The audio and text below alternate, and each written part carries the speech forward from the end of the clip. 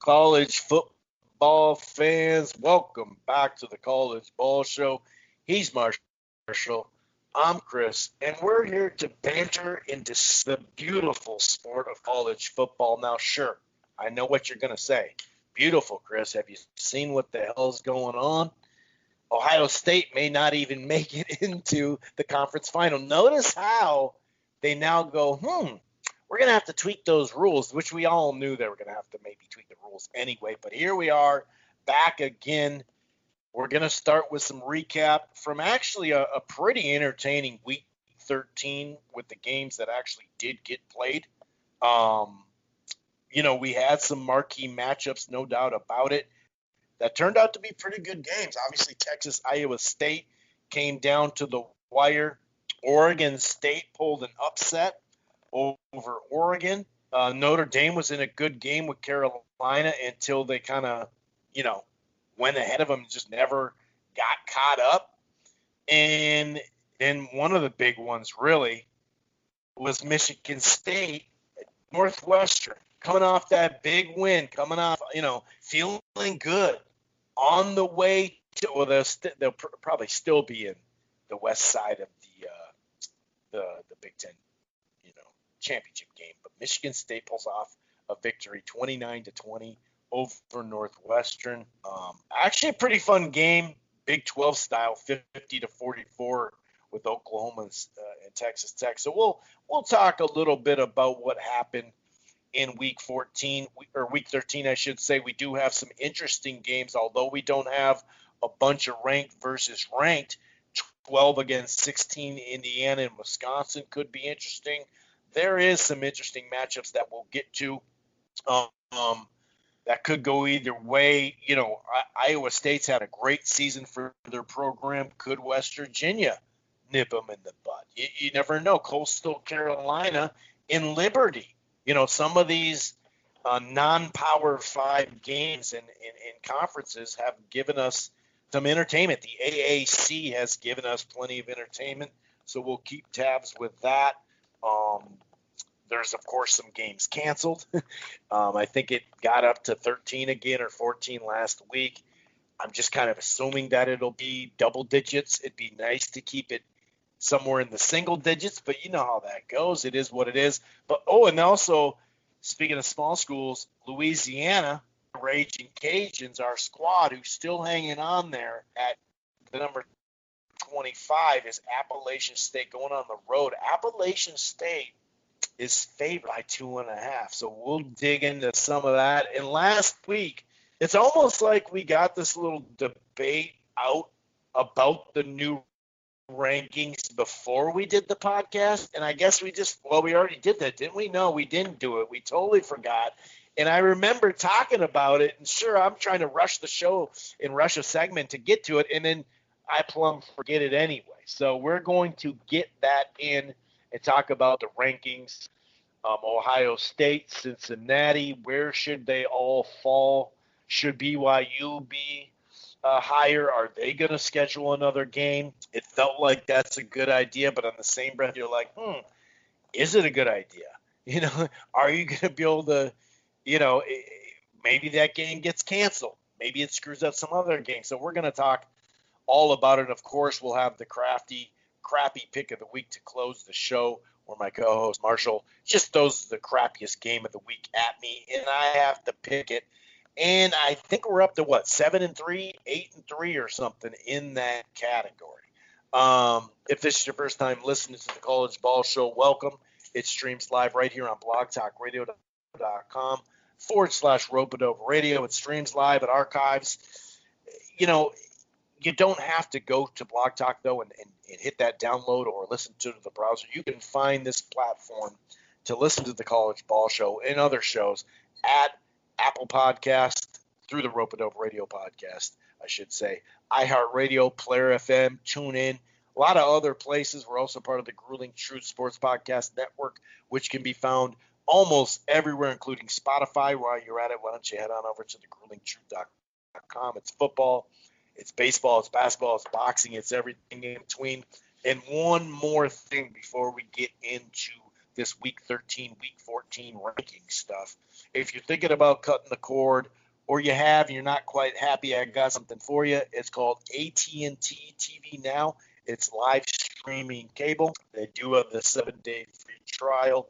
Once you sign up, there's no annual contract. The plans start as low as $55 a month. You can stream it everywhere, anywhere. Cloud DVR is included, of course. And right now, just for signing up, you get a 30-day free trial of HBO Max. Here's another layer to that deal. If you sign up to the Max deal, that includes HBO Max, plus a free month of Showtime, which is normally $11 on this platform. It's called AT&T TV Now. Like I said, live streaming cable. Okay, I'm going to go ahead and bring in my co-host, Marshall, and see how he's doing. Couple of items to talk about just off top, and one of them is, Northwestern going down after looking really, really strong in some of these key games. But what's going on, man? How you doing? So whenever like my group chat, whenever there's like a big breaking news thing, I always put like that red siren in the group chat. I don't have the voice to do a red siren alert. And I know this is a college football podcast, but this is worth breaking down because we're sport fans, and most people who are sport fans love the NBA. Good old West Brick is going to the Wizards. John Wall is now a Houston Rocket. So literally just saw it. So, I mean, we're going to talk college football, but Russell Westbrook is now on a Wizards team, and John Wall is now going to H-Town. Interesting. So, yeah. So just something there. And so I'm assuming they're going to trade Harden then too, because I don't think there's enough basketballs on the court for Harden and John Wall. So, just something to share there.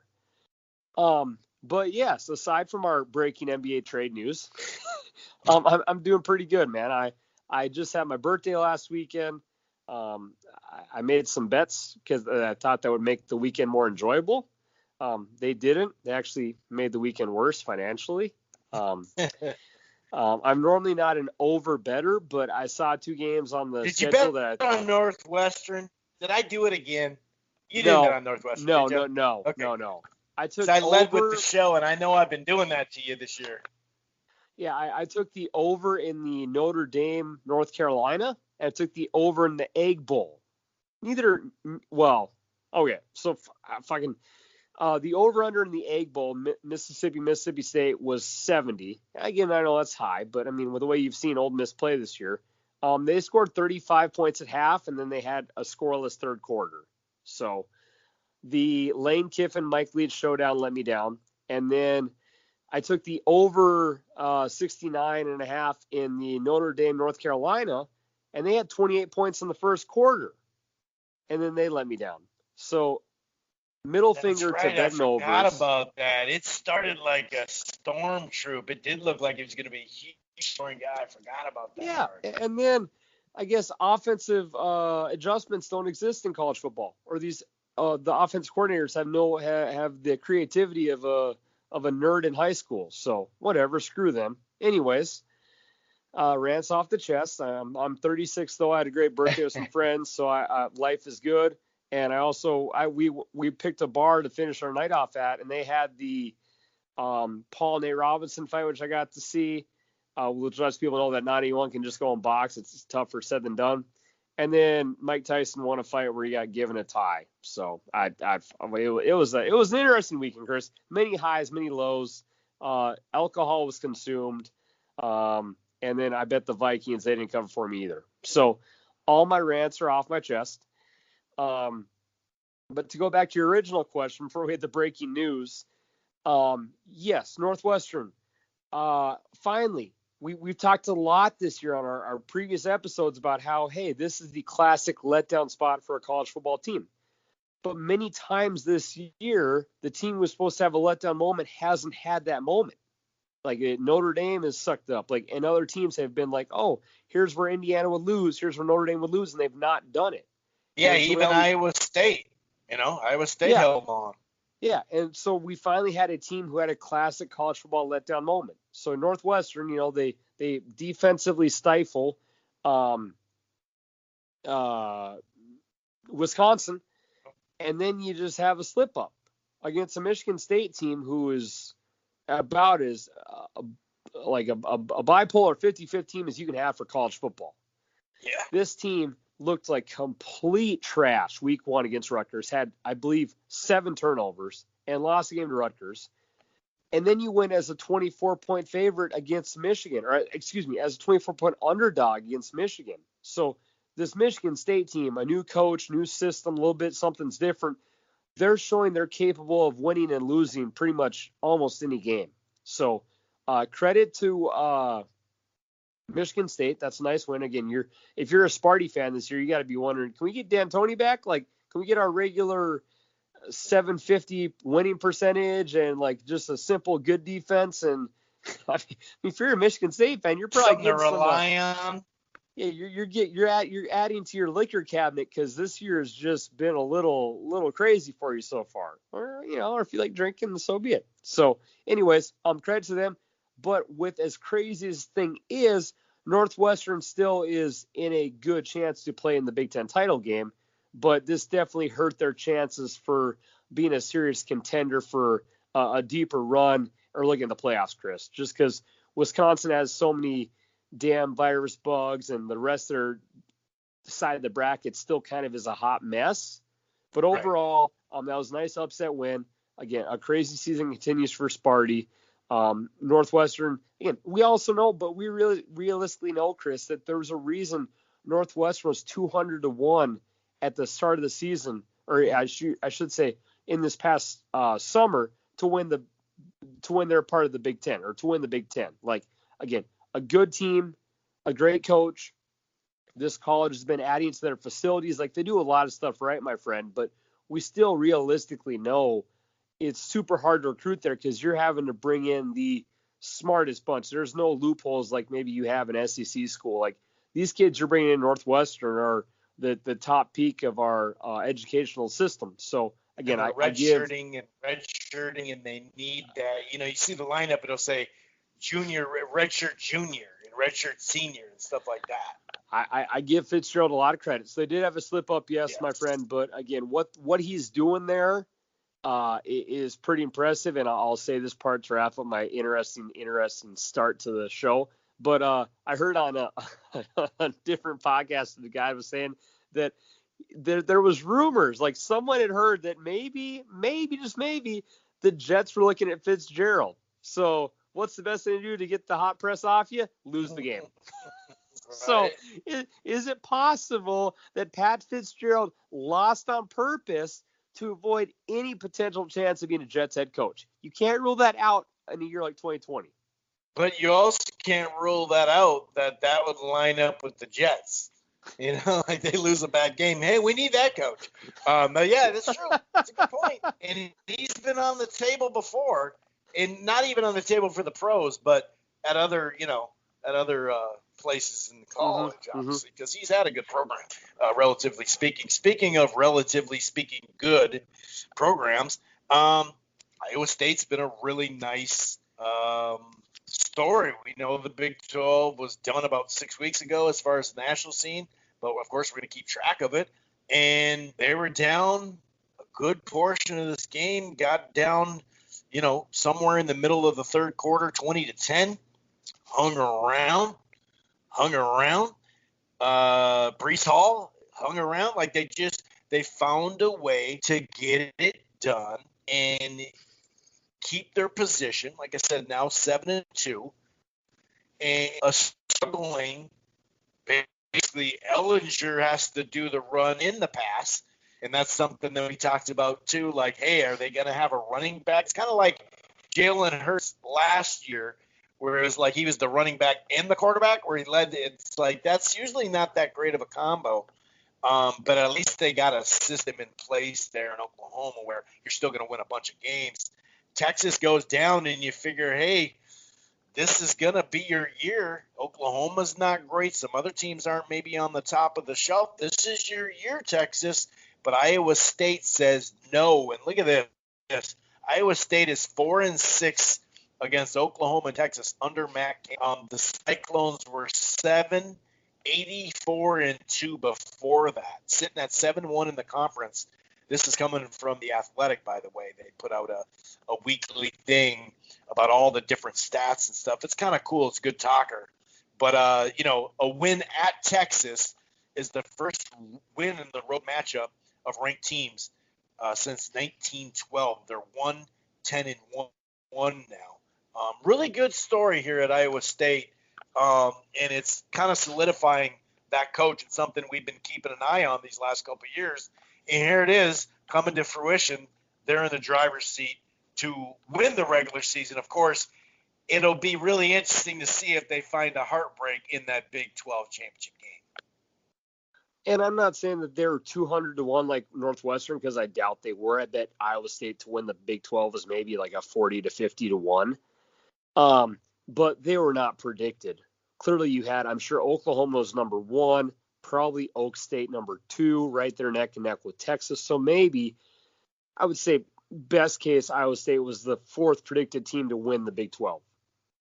So I give a lot of credit to the coach Matt Campbell, because honestly I've watched it this year, and I normally don't notice this, but this can't happen in college football. Brock Purdy is not looked that good to me this year, just overall. Like I think that part of it is the fact that he lost a stud running back who's on the Bears in the NFL, and he had a stud wide receiver who's now currently in the NFL. I forget what team he's on. So to me, I don't think Purdy has progressed as a quarterback, or maybe it's the fact that he had some pro talent around him that's maybe made him regress a little bit overall. So to me, it's just something. It's kind of feeling like that Washington quarterback from a couple of years ago. Remember when his talent just went out?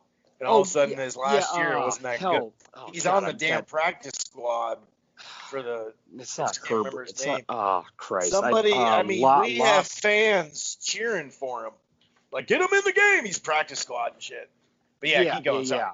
So no, that's a great point though, because I remember, and I know I had a bet down, but when I bet on games, I watch them pretty closely. Their offense had no answers for Oklahoma State. I know Oklahoma State's had a good defense, but their offense had no rhythm. And then even this past game against Texas, Breece Hall really has done Brock Purdy a lot of favors. Breece Hall has been one of the best running backs in the country this whole year, Chris.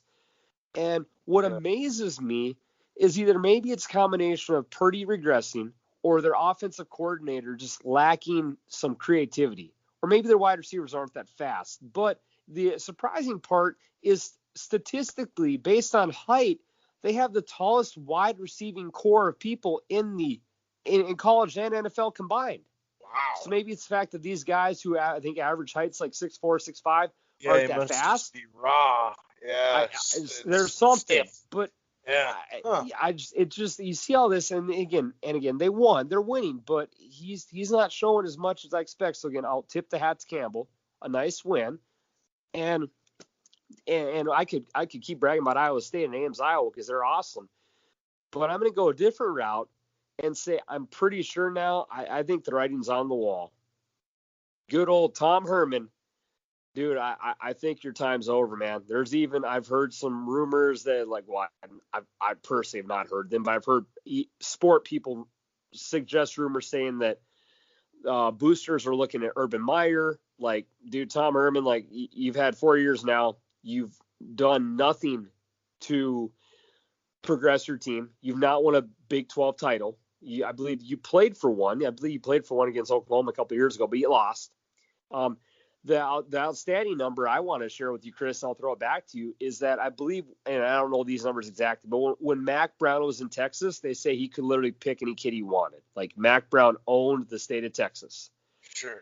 And since Tom Herman has taken over, he's lost the state of Texas recruiting, which I believe, and I know you probably know this better than me, but I think the top 4 states in the country for football recruiting is, in no particular order, California, Florida, Texas. There is an order, and it's Florida, South Florida, but yeah, keep going. Okay. So Florida, California, Texas, and Pennsylvania, I believe, are the top 4. Okay, so Texas is obviously pretty close too.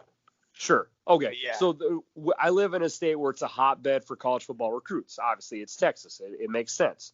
But of the top 300 players coming out this year who will be freshmen next year, and I believe there was 20 of them in the top 300, Tom Herman signed 1. So Texas had 20 kids in the top 300 this year, and you got 1. So clearly, your team has struggled. You've not won a title, and you're not getting the top dogs now in the state either. Like Chris, I've never liked the guy. I'll admit that. But aside from me liking him or not, I don't like Urban Meyer. But Urban Meyer's a hell of a coach. So Yeah. clearly, I think Herman's time is gone. You could have maybe salvaged it if you'd won this game, because if Texas had won, they could be playing for potentially the Big 12 title. But you lose a Yeah. game. You had a heartbreaking loss. Iowa State was down for most of the game. Texas Mm-hmm. actually had control for a majority of the game. Very I know winnable game. it was very winnable. So I think Herman's gone. I don't know if the Urban Meyer rumors are true. But God, that would be a hell of a coach, dude. If you put Urban Meyer in Texas for recruiting, Yeah. again, he's kind of a slime ball in my opinion, but that dude can coach a hell of a football team. You want to put Texas back on the map fast, you put Meyer in Austin, dude. That's a scary looking team in about maybe give it a year. Yeah, I mean, just in general, you're right. And I'll say this, like, in the last 15 years or so, and especially maybe the last, about that time, 12 years, whatever, there has been TCU became a program. Texas Tech got some talent, especially on the wide receivers, and that isn't Liberty in Texas too. Like, I'll say this: No, Liberty's there's East more. Coast. Okay, my bad. Really? I thought Liberty was a Southern school. Okay, but anyway, I so I'm not giving him. I'm saying in general, Texas, since Mac Brown is what I'm saying. They have had, there's just more, people to grab some Sure. talent. But if Texas Tech can get to where they did, and be the one or two number two and make a clutch, catch and win that game like they did, and then you can point to this, and then you can point to Iowa State, and then you can point to other stuff and go TCU, like I mentioned. Well, they put together some pretty good seasons somewhere in there. So yeah, there's more competition, but it is what it is. So yeah, that's interesting and not too surprising. A lot of the theme is we don't know how good teams are this year. Kind of that's what we're going on, and that was something that we didn't know about Oregon per se. They had a lead against Oregon State, all the way up to 24-13, I think it was the highest, 21-10, I think, somewhere in that range. But when you look at the second half, once Oregon State got going, and I chose them as against the spread because I saw them against Washington, and I thought, being that it's a rivalry game, maybe they can sneak under the 20 it was. I think it was 20 and a half or something like that. And they did more than that. But look at this freaking drives down the stretch. Just in the second half. But then I'm talking about Oregon. And, of course, Oregon State. Oregon, did score in here. But offensive possessions, touchdown, touchdown, touchdown, turnover on downs, which is 13-play, 55-yard, 6-minute drive. And then, oh, by the way, another 10-play drive, touchdown, that won them the game. And you see punt. You see some touchdowns, but you see interception and fumble to end the game. Oregon goes down. Like I said, we don't know how good teams are right now, but we know that, that put a little dent in Oregon's pride, especially as a rival. But that was a really fun game. UCF in South Florida was just a score fest. Not a huge surprise there, 58-46, although South Florida hasn't been that good in the last 2 years. So competing with that kind of surprised me. Stanford and Cal, 24-23. That was a close game. A lot of teams took care of business or bounced back after taking care of business. Michigan, I mean, they lost in our crappy pick of the week. Penn State got off the schneid, but I mean, Michigan right now, dude. So, and this is from that athletic stat thing that they put out every week. Michigan lost to a team with a 0-5 record or worse for the first time in its history. 1,350 games, Marshall. That's a lot of games for not doing something like that, and they did it. So yeah, that is about as ugly as it gets. I also want to give a big shout out to that Patterson dude from Buffalo. We'll get to his numbers in just a second. What else? You want to Well, comment on some of those games I mentioned, or anything else when it comes to Week 13? yeah. Speaking of giving shout outs and running backs, so we mentioned Brees Hall, dude. Proper name, Jamar Jefferson. Dear Lord, you want to talk about a badass running back, dude? That Oregon State running back is one of the best running backs in the country. He won't get the hype because he's not. His name is not Bama, LSU, Ohio State on the helmet, but that dude is easily one of the best running backs I've seen all year. Like, just period.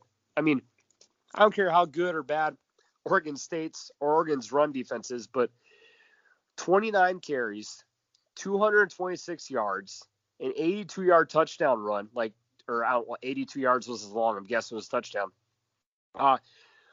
That dude put on a show. And you can, and this, Chris, we've watched football for a long time. You can just tell sometimes when a guy's a stud, even if you're on a shitty team, you can just tell from the explosiveness of a running back, like, dude, this guy's good.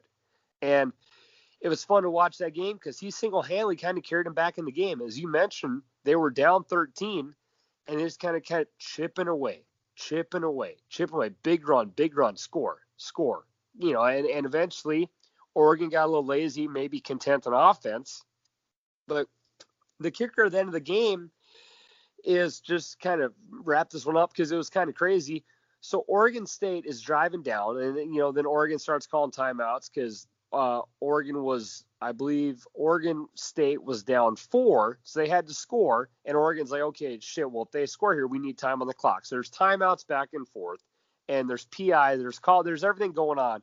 And then Oregon State tries to score from 3rd and goal on the inch line. Like, they've had a false start, offsides, everything. It's like you're literally if the ball tipped over, it's on the end zone or inside the end zones for a touchdown. So Oregon State runs a quarterback sneak, and he gets stuffed.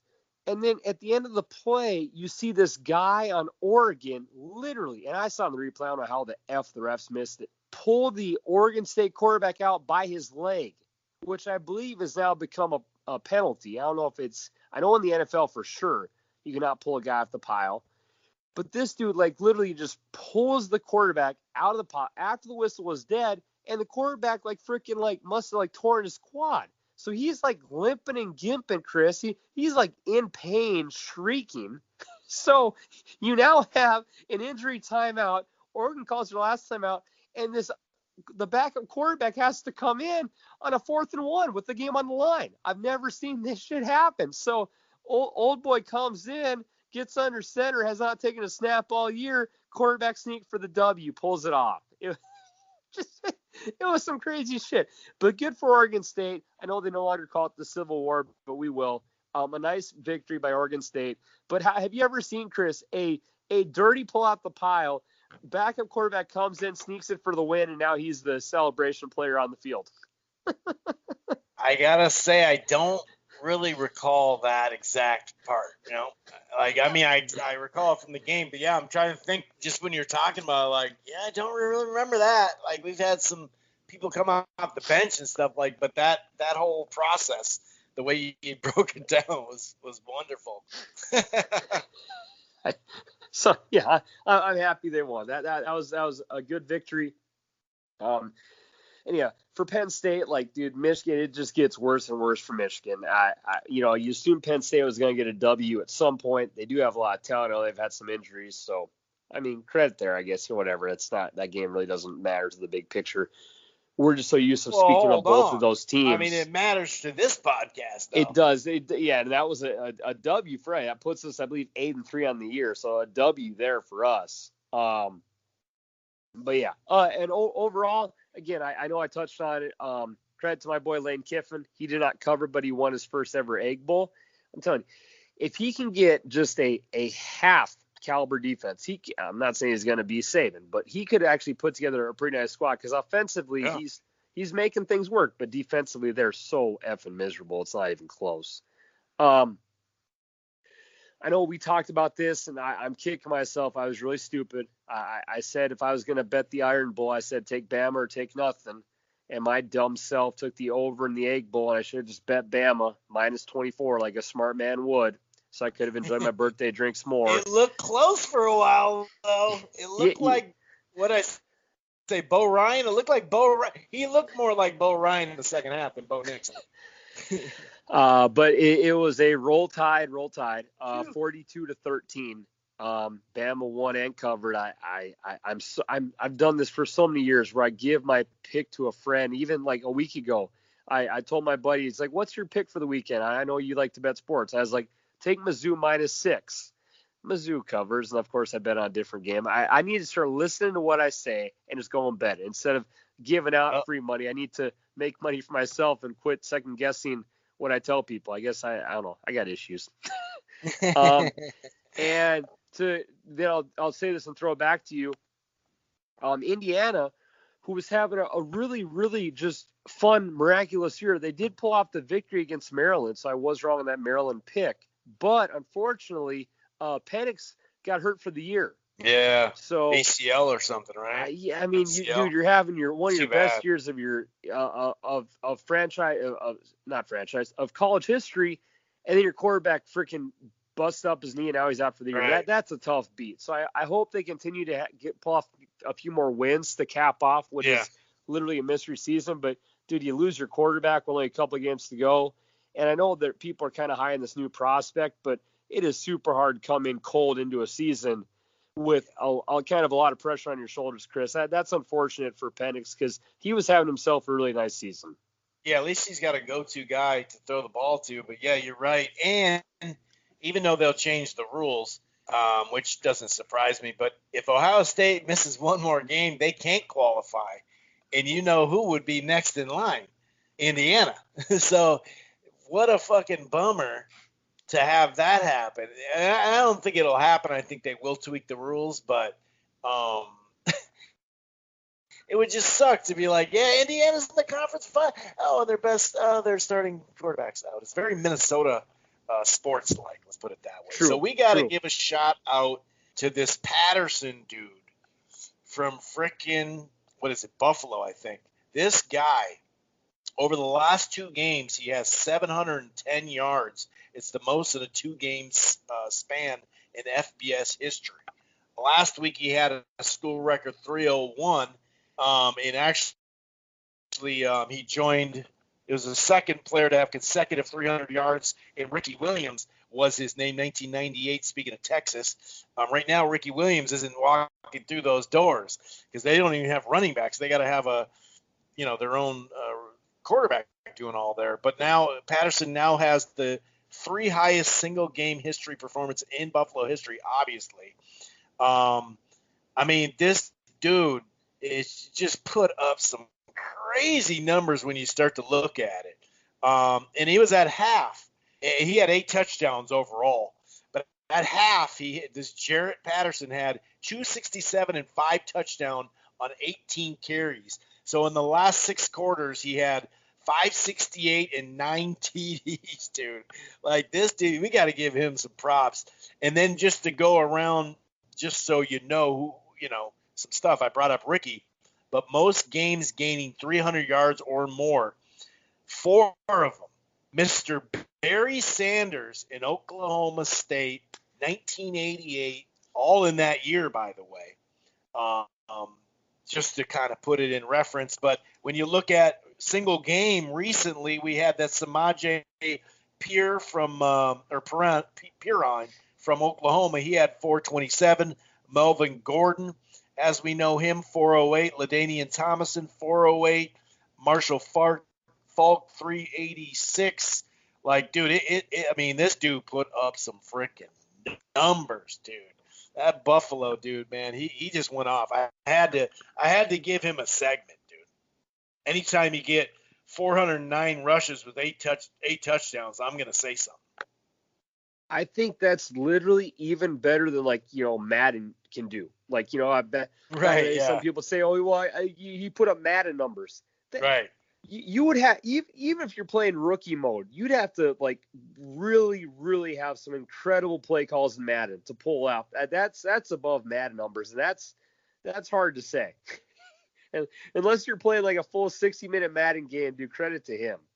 Yeah. And to kind of wrap up this week, the new thing now in college football and even pro football, especially for betting, is these running backs now who, I'm going for a touchdown. I'm going to fall down at the one. So if you bet Oklahoma State, just a swift kick to the you-know-what. Oklahoma State and Texas Tech, the game was actually really fun to watch. It was back and forth, craziness all over the place. But Oklahoma State, I believe they were minus 12. They're up 6. The dude's about to run in for a touchdown. I'm going to choke the one, take a knee, and be over. So, and I know a couple weeks ago the Browns did it. The Browns did it against the Texans. I believe it was Nick Chubb. He ran out the one, because it's now become the smart thing. People don't want to ever have an onside kick get recovered, and all of a sudden you blow a game, you look like a fool. And I know in college football it's easier to recover an onside kick. So I respect that these players are now doing the smart thing to preserve a win. But if that's your winning ticket, man, it's got to be a sick feeling to jump off the couch, get ready to Tiger Woods fist pump, cash in a bet, and then old boy pulls up on the one. I'm good. Ooh. That Chris, that's tough. So I didn't bet Oak State, but man, those pull up at the ones. Those are starting to become some bad beats that I don't think that trend's going away anytime soon.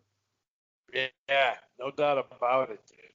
No doubt about it. All right, so before we get into Week 14, before we start picking some of these games or looking at maybe an upset of the week or against the spread, can a team lose by less than 20 type stuff, we're going to have a little debate here on the college football playoff rankings. This is the second week, of course, that they put them out. Alabama, number 1, Notre Dame, number 2, Clemson, number 3, Ohio State, number 4, A&M, number 5, Florida 6, Cincinnati 7, Georgia 8, Iowa State popped up 4 spots to 9.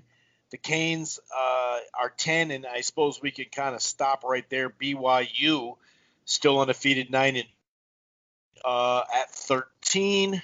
Marshall's undefeated, they're 21. There's also what the hell is that damn? There's somebody that's 9-0 or something too, but my damn page just went off. But the real debate, as we know, is where should Cincinnati, Ohio State, and really let's say the top 6 or 8. What says you about this stuff, sir? So, in a regular year, Chris, I do get that. Like the top dog schools are going to get the love because it's just the name and reputation. And it's the fact that your schedules balance each other out because everyone's essentially played the same amount of games. On a year like this, where Cincinnati has played 8 games, and again, I know that on paper, if they were to play Ohio State, they'd probably lose, but that game's not happened. Like, I kind of see with Florida A&M. I could argue with Florida A&M and Cincinnati who's the better team. But the only reason Ohio State is in 4th is because of their name and reputation. So if we're in a year like this, beat a ranked team. Let's not forget about that. True, but you've only played 4 games. Like you've played half the damn schedule. And who's to say Ohio State couldn't have a slip-up game like many college teams do? It's rare. We do live in a time where Bama and Clemson pretty much always go undefeated every year. Like Ohio State could lose a Big Ten game. It wouldn't be out of the question. So it blows my mind. Especially if it was in Iowa at night. Oh, Kinnick and I do. That's a wrap. Yeah. So if we start seeing people make exceptions, let's say Michigan has COVID or someone has COVID, and all of a sudden, Ohio State, we're going to find a way to fit you in. Like, if that's the point, it's never going to work for a small school. And again, I know most of the time these smaller schools don't go undefeated and something happens, but in a year like this, where it's just, it almost does make to the point where it's always going to be the same teams every single time. And again, maybe they are the best teams, but hell, in a given year of 2020, either add some more teams to the playoffs. Like Cincinnati, if they run the table, should legit have a chance to compete for the title this year. If they don't win it, so be it. But as very people say, we've also had some ass kickings happen in the playoffs. So you can't always tell me that the best 4 teams always should make it in. Like last year, sure. LSU, they ran Oklahoma out the damn gym. Yeah, in one of the games, it usually happens. Really, there normally is a blowout. Almost every Final Four, there's almost always a blowout. Yep. So again, I don't hate Ohio State, but I just realistically, if we're going to compare schedules, because Ohio State could potentially maybe play just 5 or 6 games here, potentially 5. Yeah. If you can throw a team in Ohio State who's played 5 games this year in over Cincinnati, what are we really doing with the rankings? Like, what is the point if you're a school? And to give credit to BYU, I know that their schedule got adjusted, but BYU this year's schedule actually a really good schedule. I kind of wish BYU's original schedule played out because they had 3 or 4 high caliber opponents. Right. And I'm not saying they would have gotten undefeated, Chris, but if they had, dude, they'd be right up there neck to neck with Cincinnati. Because their schedule's really bad right now. Again, I Bama number 1, completely agree. Notre Dame number 2, they normally always do give themselves a pretty hard schedule. No issues there. And you beat Clemson. Even though a back quarterback, nice win. Clemson number 3, again, part of that's name and reputation, but they normally always do kick the crap out of their opponents. Okay, so again, Clemson's the name, the reputation, they've earned it, so be it. But after that, Ohio State, name and reputation, but you've played 4 games, so I don't think they should be a 4. But if they're there now, one thing we've learned from the committee, they're probably not going to go backwards anymore at all. Like, I think if Cincinnati was going to get in, they'd be closer now than they already are. Again, if you want to, and I know I mentioned this to you when we had our conversation, and then I'll throw this to you so I don't go on too big of a rant here, but why not right now have it to be where it's A&M, Florida, Cincy, Ohio State? Like, the reason Ohio State is up there is because of their name, and that's pretty much the legit reason. Yes, you did beat Indiana, who is a good win, okay, but you kicked the crap out of Nebraska. Penn State's not a good win this year, and you beat Rutgers. So you have one respectable win, and you're 4th in the country. That is not fair if we're talking about a decent setup system for Cincinnati. I get that Cincinnati's had you could say is in a weaker conference, which is true, but you played 8 games. Like, I think we have a messed up system, but it doesn't surprise anyone, Chris, just because I think people are predicting Ohio State's going to find a way to get in. The committee will do something to find a way to get them in, and I think that shows a flaw in our system. I know it's not going to change, and me bitching does no good, but I'd be shocked if Ohio State didn't make it in, and I wish I wasn't saying that. Well, when we say system, do you mean overall, or do you mean this year? Like, we've talked about this time and time again with the 5th or 6th. We're willing to go 5 or 6 teams, and that would have got Central Florida in more than likely because, remember, Florida's going to lose more than likely unless they beat Bama, right? And do we think they're going to beat Bama? Probably not. So they're going to be knocked off. A&M already lost to Bama. They'll be in that realm maybe. So when you say flawed system, do you mean we should, like, in general, like, we should add a 5th or 6th team this year, especially because we should have 8, something we said at the beginning of the year? I say the flawed system because the 2 times teams have ever made it into the college football playoff who did not win their conference were Ohio State and Bama.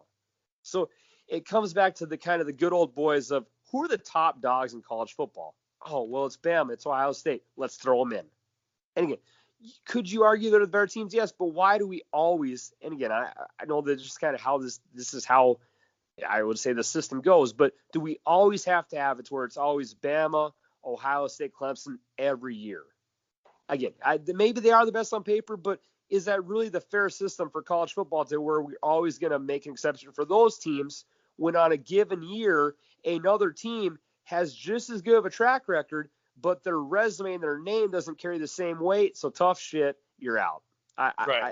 That's just, again, it's not going to change, but it's unfortunate because, that's it. But I have a rant, though, that many other people do have, unless you're an Ohio State or Bama fan. And again, they've earned it, but so Now let me ask you. Hold on. Let me say my something. I Sure. haven't even You're right, said anything. Jesus Christ, what the hell? No, I'll drink some water. I'll take a break. Now, when we say, I mean, we know for a fact the SEC is better than the AAC. It's just that's sure. That's life. That's period. Every single time it is. It just is. And we know that Cincinnati was in there. We don't know if they would be undefeated either, even 4 or 5 games. The problem with Cincinnati, I think that stands out about Cincinnati, much like Central Florida in some ways. To me, it is their defense that lends itself some credentials to me. But when we look, they've had 8 games, no doubt. I understand that. But when we look at their wins, so right now their best win is SMU. Now they have Tulsa, and Tulsa went neck and neck with the Oklahoma State. I almost beat them the first game of the year, if I'm not mistaken. So that's that. At least you've crossed that, because that's another thing. We didn't get the non-conference, and that's when some of this stuff at least either gets decided, or you say, well, this team did and they matched up, and at least you can have something like that. And that's something that we're not getting, unfortunately. So when your best win is that, well, SMU's pretty good, but, they've lost to 2 other teams too, and Central Florida is not as good as they were. Memphis is not as good as they were. So you got to put it all in perspective, but they've been beaten up on teams, and that's the key. They only had that tight game, really, with Central Florida. Otherwise, they've been doing their job. Now, they end the season, because one of their games got last week got canceled. They end the season with a key win there, Tulsa. So, when we've talked about this, and obviously Indiana's a different team now, we just mentioned that with their quarterback, but if you put SMU and Indiana on a field, now that you've seen Indiana against Ohio State, we don't know how that would turn out, no doubt about it. But to be so blindly towards Cincinnati when they only have one good win, and it's a pretty good win. I think Indiana's probably better than SMU, but I'm not going to sit here and go out on a limb and be like, oh my God. I mean, they did lose 2 other teams to 2 other teams. But that's not like some sort of death sentence.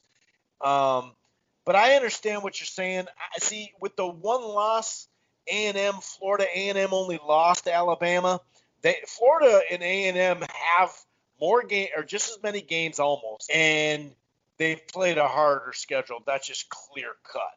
So I'm not so crazy. Like the Ohio State thing, I get it. They have a better win, but the 4 games I do get, and we are not done with this thing because they do have more to at least. They only have 1 more game. I mean, Michigan State mediocre, as we know. Watch, this is going to be the year. But even if they take on Northwestern, pretty good club. But Tulsa Northwestern, that would be a good game, right? So I just think this really screams to having 8 this year. Now go ahead, and then we got to move on, though. Sure. But go ahead with your question. All right. Well, so you answered it. So I'll just finish with this. I think that the situation, like, let's compare it to Boise, because for a long time, Boise was a situation that then transformed into UCF, that now transformed into Cincy this year.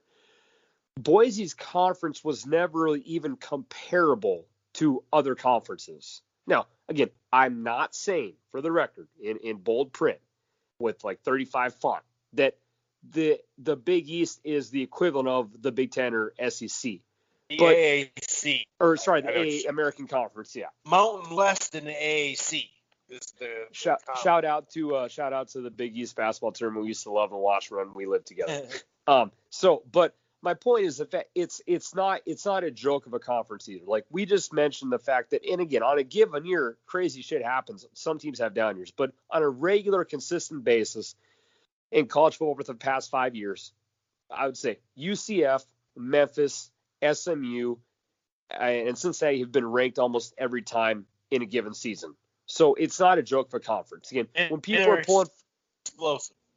Yeah, when people are always pulling for the a team like the Boise State story, I kind of get that because that really was your once in a miracle, like, dude, who have you beat? Come on, work with me. Like, and they didn't have much to show because they were pretty much the top dog of their conference, and they would have a game against Nevada, who was like the rival game, and that was sometimes close.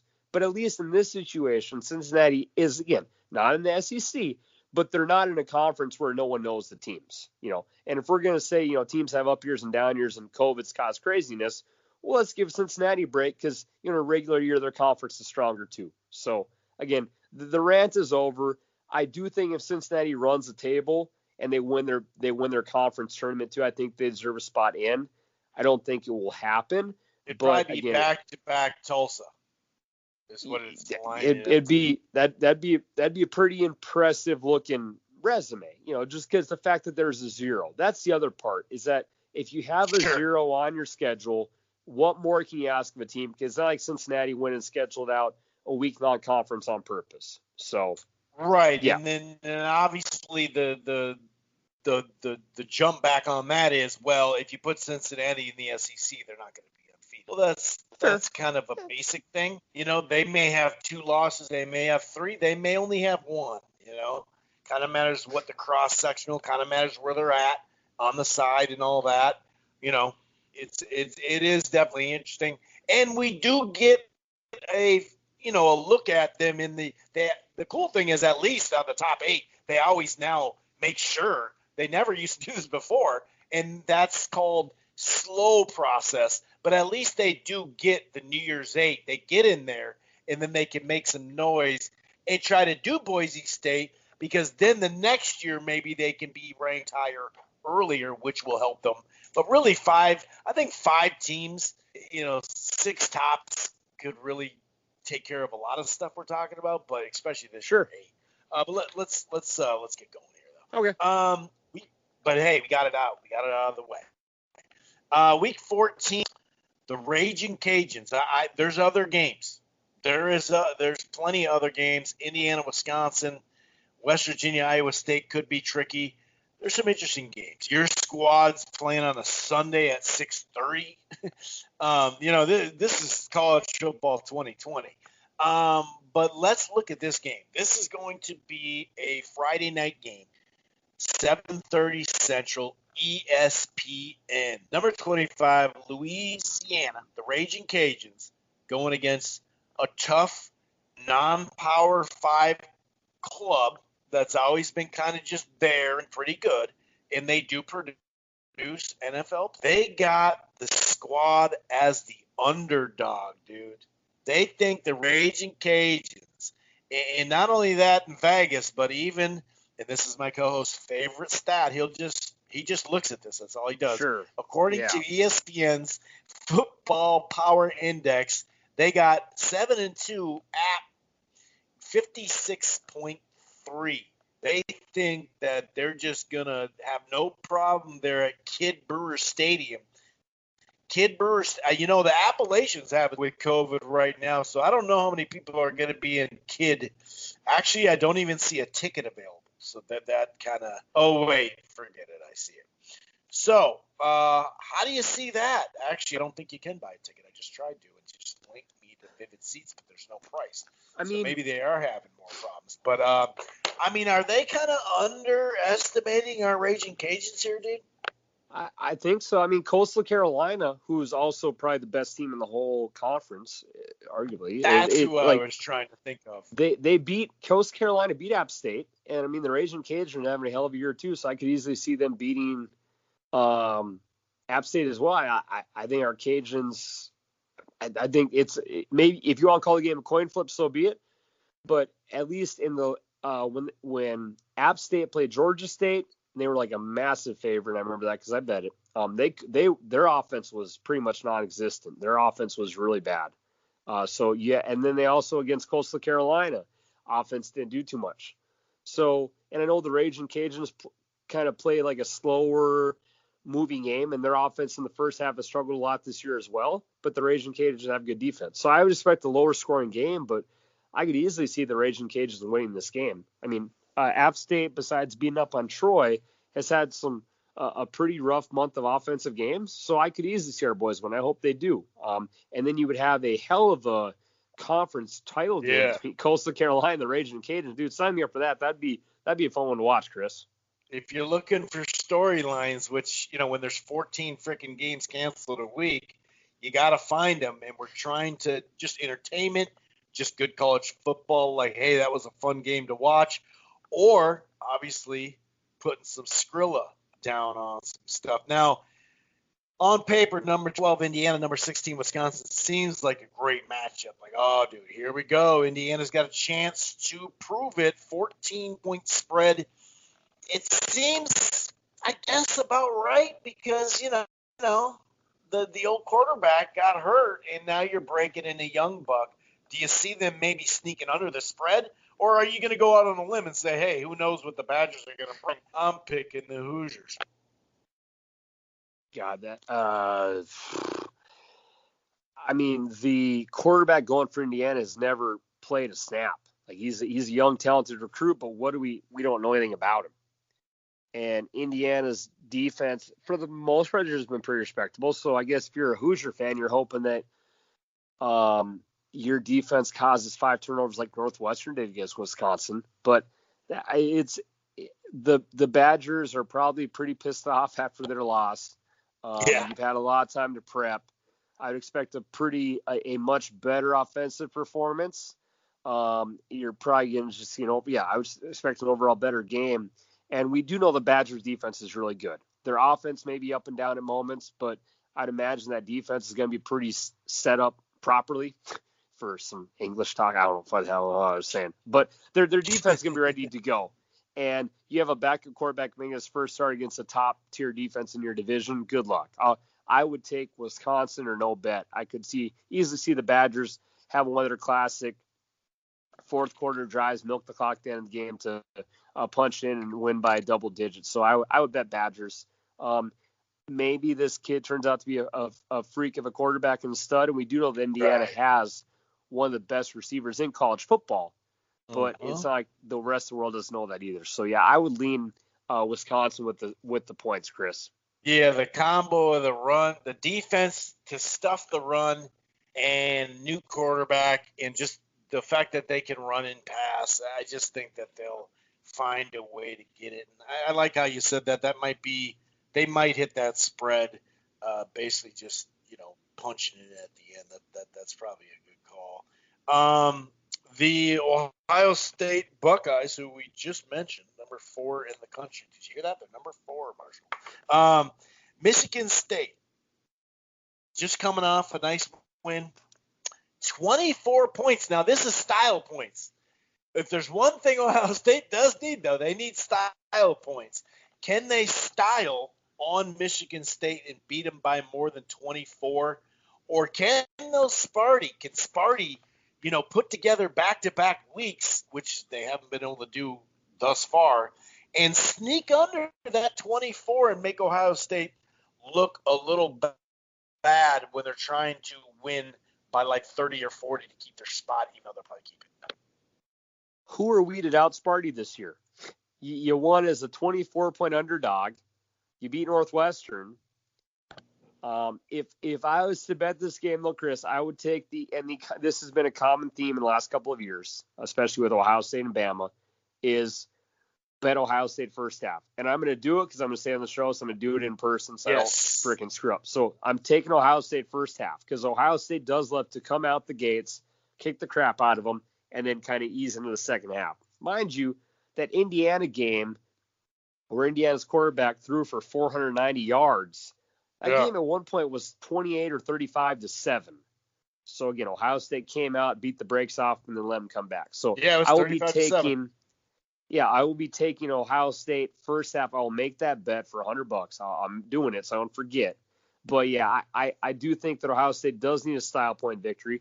I know they've now gotten rid of the margin of victory.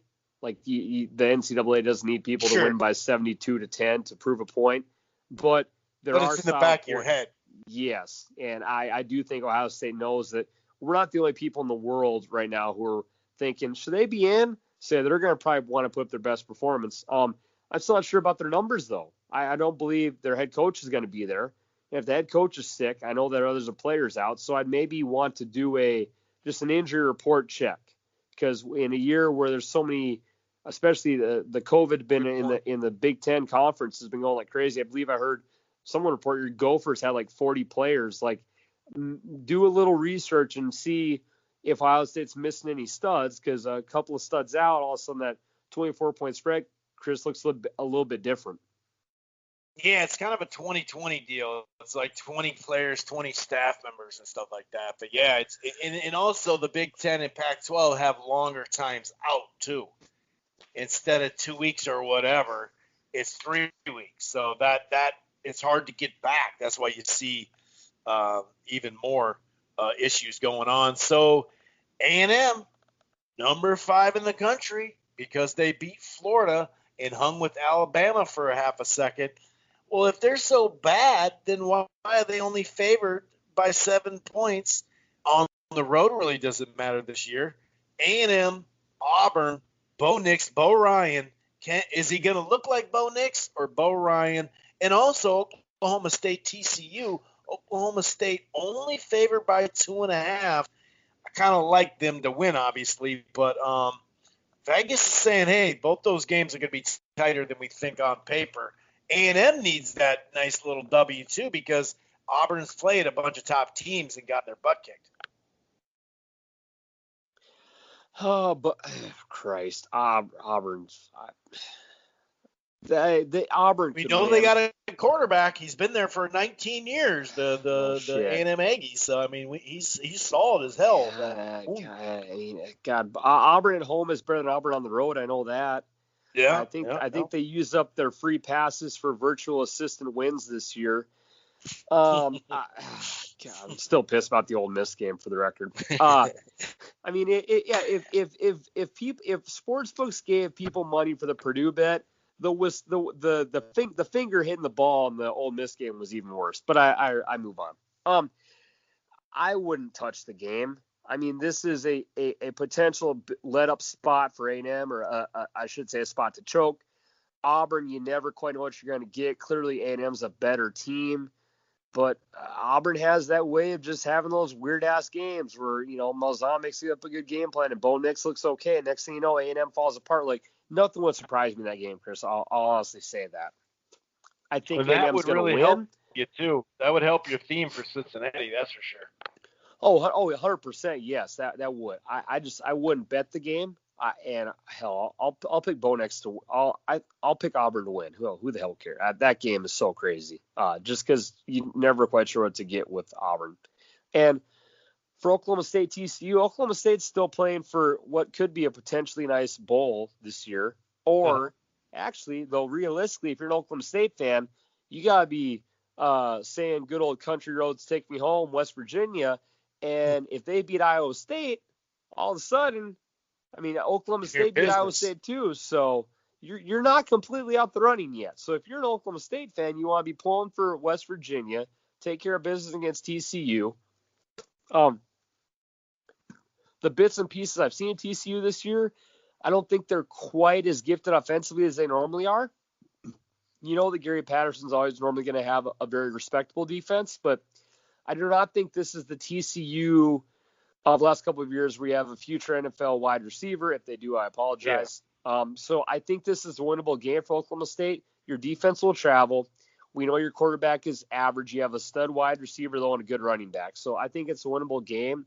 I would take Oak State to win. And your running back can't really jump on the 1-yard line unless you won by 1 or 2, which would be really weird to do that. So I don't think you should have to worry about a backdoor cover. But yeah, I would take Oak State to win that game because they're still easily contending for what could be a Big 12 championship. And they've not had one of those it's been a while for them as well. And do you think Iowa State's going to take care of business? They're at home. Not that it totally matters, but do you think that they can just beat West Virginia and cross the line, just get past the finish line? Is it just one more game or two? Oh, wait. I was going to say it's Kansas. This is their last game. Can they get across the line?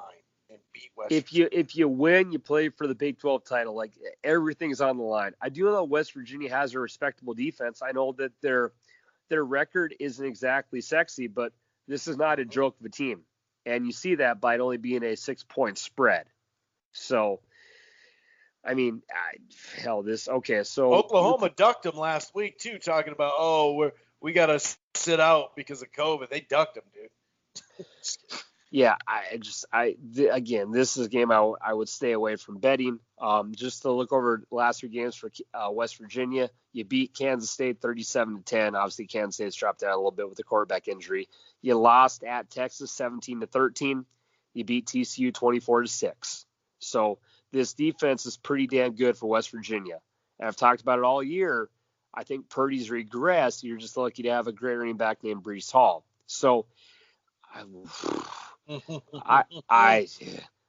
the writing on the wall. Say this: if Iowa State, if it was a full stadium at Ames, because they kind of have that their venue is pretty special. I know it's not like an SEC stadium, but they actually have a really badass home field.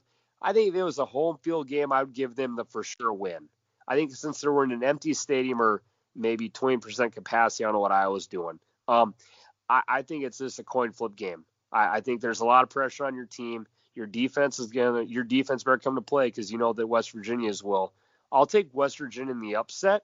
I just think that Purdy has a tough game and the pressure gets to him. I hope I'm wrong, but I would bet West Virginia because 6 points is a lot in a team that plays pretty close games.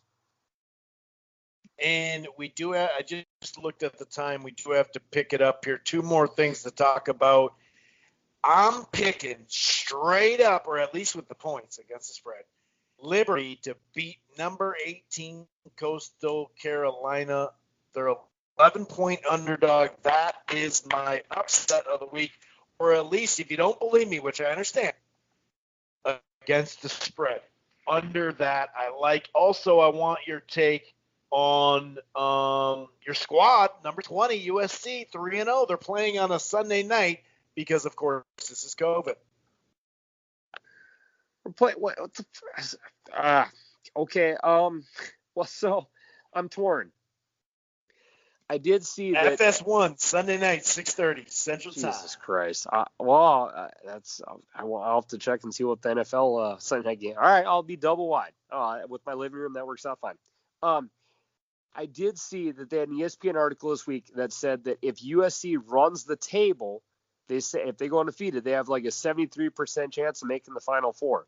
So could this be the year where USC wins the Pac-12, runs table, and sneaks in? It's possible. It could. I'm not going to rule it out. I still don't think Clay Helton's a great coach. I still want him gone. But watch the son of a bitch go undefeated and make the Final Four. Be like, dude, 4-year deal. Keep him around. This is our guy. Oh, God. Extend him. They only got 2 more games left. They only got 2 more games. Oh, wait. Yeah, 2 games left in the conference final. Is that true? Yeah. Man, this is going fast. I would not take them to win by 13. I think USC could easily win, but this is a team who, of their 3 games, they've had to have some miraculous, very quick fourth quarter comebacks. So could USC win? 100%. At home, sure. But this team likes to come out flat because their coach sucks. And then Slovis puts together a pretty nice run at the end there. So I would not. And then the talent takes over. Like, we got this, coach. We're talented. Yeah. So I would take Washington Wazoo with the points, Klay Thompson University to cover, and I think USC has another fourth quarter comeback win. Nice. My Canes are back after a 2-week break. I had back-to-back weeks with no Gophers and no freaking that's crazy. But anyway, and no Miami. But Miami is back against Duke. But let's get to the crappy pick of the week, sir. All right. Well, it's a beauty. Just let me find it here. I just had it too. Okay. This is gonna be a fun one. And the spread is close too. So just repeat last week, my co-host did take Penn State. We're now 8-3 on the year, so we are literally cashing tickets. I know in Vegas, in Vegas, if you click at a 56% betting clip, that means you're a pretty damn good bettor. We're 8-3 on the year, so take that for what it's worth. We got a MAC game, brother. We're going to the MAC. And we're literally going to use one of the worst teams in college football, but the spread is close. So we'll see. All right, we got the Bowling Green Falcons, who have some ugly-ass uniforms, for my opinion. Not that anyone cares. Against the Akron Zips. Akron, many people say on the Vegas Sport Talk Network I like to listen to, is probably the worst team in the conference or in the country. But the worst team that many people believe is okay. Let me rephrase this. I get so worked up. A team who many believe is the worst in the country, Vegas Sharps, and whatever you want, is a 2.5-point favorite. The worst team in the country, Chris, is taking home points. Oh my God! I'm done. I'm just gonna throw it to you. The worst team in college football, in the odds of many sport gamblers who are professionals, is getting 2.5 points at home. Take it away, brother. My goodness gracious! This one is bad. I mean, is this the worst game we've done? I mean, it's tough to argue that. I mean, this might be the worst game we've ever done. This might be the worst. It could. And we've done this segment for, I believe, 7 or 8 years. This could be the worst of all time. So that means the pressure's on. That means the pressure's on. Oh, boy. Okay. Look at these numbers. Bowling Green Falcons. Oh, my God. But, yeah, the numbers are, I mean, that's why I'm looking at, I was looking at, like, okay, who they play, but just the number. Yeah, this is the worst. This is by far the worst. I mean, it has to be. I mean, Akron, 16 points. You know, we've seen like 18 and whatever, but 16 is bad. Bowling Green's like, oh, hold on. We were 13 and a half. And what makes it so bad is not one of them. Usually we'll have one that's really bad and then one that's like 33. No, dude, no, that's not the case. Bowling Green gives up 48.5 points, and they play in the MAC. We know MAC football is pretty good, but, I mean, who's coming out of the MAC this year? And then Akron, is it the Zips, right? Yeah. Is it the Akron Zips? Yeah, the Zips. Dude, you might as well call them offensively the Zips, right? Because it's just zero, basically. But they give up 47. Oh, my God. This is a really bad matchup. Okay, so – have you looked at the scores of these teams' games this year? Yeah, that's the first thing I did. The first thing I'm looking, all right, were they competitive? Was anybody competitive with anything? And I'm looking at it, and it's just like, nope, not really. Although I did see an improvement out of the Zips year to year. So they lost the last game last year. It was rough, 52-3. They turned right back around though this year, and in November, because the MAC was going to do spring football, 24-10 on Ohio. I mean, that's respectable. Okay, that's respectable. So that stands out to me for this shitty pick.